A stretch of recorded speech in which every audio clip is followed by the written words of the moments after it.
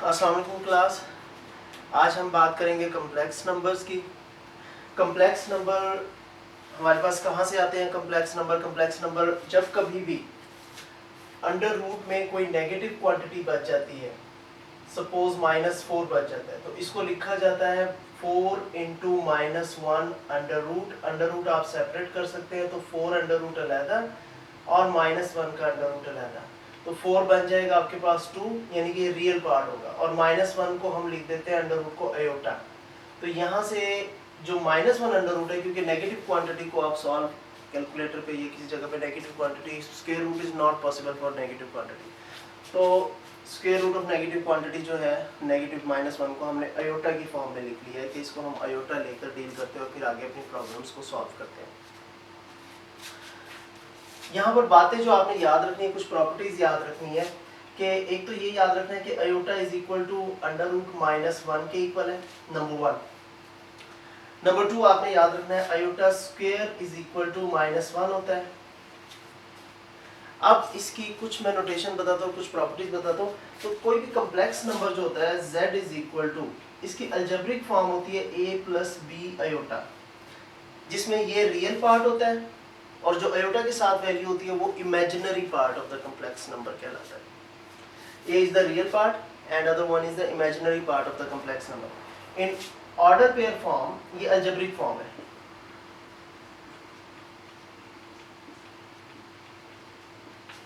Order pair form में इसको ऐसे ही लिखा जाएगा कि a, b।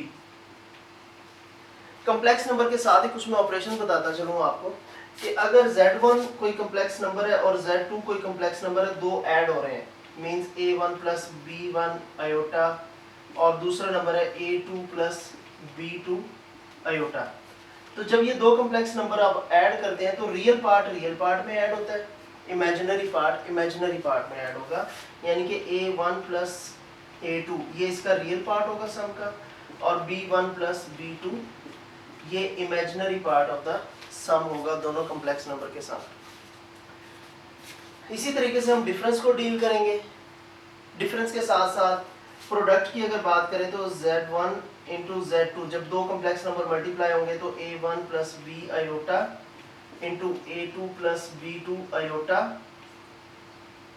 तो a1 पहले इन दोनों से मल्टीप्लाई होगा, जैसे अनफोल्ड वो टेक्निक है, a1 को दोनों से मल्टीप्लाई करेंगे, b1 को फिर दोनों से मल्टीप्लाई करेंगे, और फिर इमेजिनरी पार्ट अलग करके लिख देंगे, रियल पार्ट अलग करके लिख देंगे। ये छोटे से ऑपरेशन है, इसके बाइनरी ऑपरेशन जो एडिशन और सब्ट्रैक्शन हम इन पे डील करते हैं। अलजेब्रिक फॉर्म के बाद मैं जिस फॉर्म का जिक्र करने जा रहा हूँ, इसकी कुछ और फॉर्म होती है। एक होती है पोलर फॉर्म। किसी भी कम्प्लेक्स नंबर को पोलर फॉर्म में भी लिखा जा सकता है। What is polar form of the complex number? Polar form of the complex number, अगर z is equal to a plus b iota दिया हो तो इसको आप ट्रांसफॉर्म कर सकते हैं, z is equal to r cos theta plus iota sin theta, इस फॉर्म में आप इसको लिख सकते हैं। And what is r and theta here? We can transform it, r को कैलकुलेट किया जाता है a square plus b square under root से, और थीटा जो होता है वो होता है आपके पास tan inverse of b over a, ये आपके पास थीटा की वैल्यू होती है। आप इस तरीके से r को और थीटा को कैलकुलेट कर सकते हैं। जब r और थीटा की वैल्यू आ जाए तो ये आप z is equal to r cos theta plus iota sine theta में पुट कर सकते हैं। इसको एक और तरीके से लिखा जाता है, z is equal to r, sometimes we will write it cis theta. ये polar form of the complex number है। पोलर फॉर्म के फ़ायदे क्या हैं, और मज़ीद जो एक और फॉर्म हम इसकी पढ़ने जा रहे हैं एक्सपोनेंशियल फॉर्म, इनके फ़ायदे क्या हैं ये आगे चल के नेक्स्ट लेक्चर में मैं बताऊंगा कि इनके फ़ायदे क्या। अभी आप देखेंगे किसी भी कम्प्लेक्स नंबर को कन्वर्ट कैसे किया जा सकता है। एग्जाम्पल एक कर लेते हैं इसकी कन्वर्जन की। सपोज ये हमारे पास एक कम्प्लेक्स नंबर है z is equal to under root 2 plus iota, real part is under root 2 और इमेजिनरी पार्ट इसका जो है वो यहाँ पर 1 कंसीडर किया जाएगा। ठीक है, तो r सबसे पहले आप कैलकुलेट करेंगे सॉल्यूशन में to convert it into polar form. तो r is equal to under root 2 real part का स्क्वायर प्लस इमेजिनरी पार्ट का स्क्वायर, और इस पूरे पर अंडर रूट, ये आपके पास वैल्यू आ जाएगी अंडर रूट में 3। This is the value of r। Now theta is equal to tan inverse of 1/√2, इसको कैलकुलेटर से आप इवैल्यूएट कर लें, ठीक है, ये थीटा की वैल्यू आ जाएगी। तो इस दो वैल्यूज को आप इजीली यहाँ पर इस फार्मूले में बेशक आप z is equal to r की वैल्यू √3 आई है और CIS थीटा की जगह आप ये tan इनवर्स ऑफ 1/√2, इस तरीके से आप इसको पोलर फॉर्म में कन्वर्ट कर सकते हैं। कैलकुलेटर से आप कैलकुलेट कर लें tan इनवर्स ऑफ 1/√2 क्या होगा, जो भी वैल्यू आए रेडियंस में आप इसको वहाँ पर पुट करते हैं। पोलर फॉर्म के बाद जो मैं डिस्कस करने जा रहा हूँ वो है इसकी एक्सपोनेंशियल फॉर्म।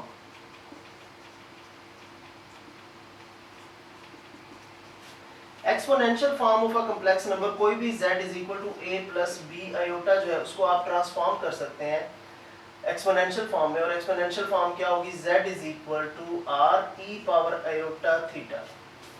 r वही है जो यहाँ पर कैलकुलेट किया आपने, थीटा भी वही उसी तरीके से कैलकुलेट करना है, ठीक है। यहाँ पर एक्चुअली देखिए cos theta plus iota sin theta की जगह e की पावर आयोटा थीटा आ गया जस्ट, यानी कि आप इसे लिख सकते हैं e power iota theta is equal to cos theta plus iota sin theta, ऐसे लिखा जा सकता है। अच्छा, अब ये थोड़ा सा देख लें कि पोलर फॉर्म का जो है ये एक्सपोनेंशियल फॉर्म के फायदे क्या। बड़ा सिंपल सा, एक तो यहीं से देख के पता चल जाता है। देखिए जब दो कॉम्प्लेक्स नंबर को आपस में आप मल्टीप्लाई करें तो इसको a1 को दोनों से मल्टीप्लाई करना होगा, b1 को फिर दोनों से मल्टीप्लाई करना होगा और आपके पास एक अच्छी एक्सपेंशन होगी, 4 एक टर्म्स आपके पास आ जाएंगी जिनमें से 2 इमेजिनरी होंगी और 2 रियल टर्म्स होंगी। ऑन द अदर हैंड अगर आपके पास एक्सपोनेंशियल फॉर्म में कोई आ जाता है कॉम्प्लेक्स नंबर 2, सपोज आपके पास आ जाते हैं complex number z1 is equal to r1 e power iota theta 1 और z2 आपके पास आ जाता है r2 e power iota theta 2। तो इस केस में जरा देखें z1 इंटू z2 क्या होगा, r1 r2 आपस में मल्टीप्लाई हो गए, r1 r2 simple multiplication direct, और e पावर आयोटा थीटा 1 और e पावर आयोटा थीटा 2। तो जब e power iota theta 1 iota theta 2 ये दोनों आपस में मल्टीप्लाई होंगे तो बेस सेम है, theta 1 plus theta 2 power z हो जाएगी, यानी कि मल्टीप्लिकेशन बड़ी सिंपल हो जाती है। इसी तरीके से जो पावर्स होती हैं वो भी बड़ी सिंपलीफाइड फॉर्म में आ जाती हैं। सपोज अगर आपके पास कोई कॉम्प्लेक्स नंबर है z, इसकी पावर आ जाती है आपके पास 100, तो इसका मतलब होता है a प्लस बी आयोटा की पावर 100। तो 100 पावर खोलने के लिए आपको बाइनोमियल एक्सपेंशन की जरूरत होगी। ऑन द अदर हैंड अगर आप इसी अलजेब्रिक फॉर्म को पोलर फॉर्म में कन्वर्ट कर लें या एक्सपोनेंशियल फॉर्म में कन्वर्ट करें, देखिए a प्लस बी आयोटा की जगह अगर मैं इसकी एक्सपोनेंशियल फॉर्म लिखता हूँ e पावर आयोटा थीटा, तो देखिए इसकी पावर 100। अब इसको सॉल्व करना कितना मुश्किल होगा, बहुत इजी हो जाएगा। अब 100 पावर को कोई आपको बाइनोमियल एक्सपेंशन लगाने की जरूरत नहीं है।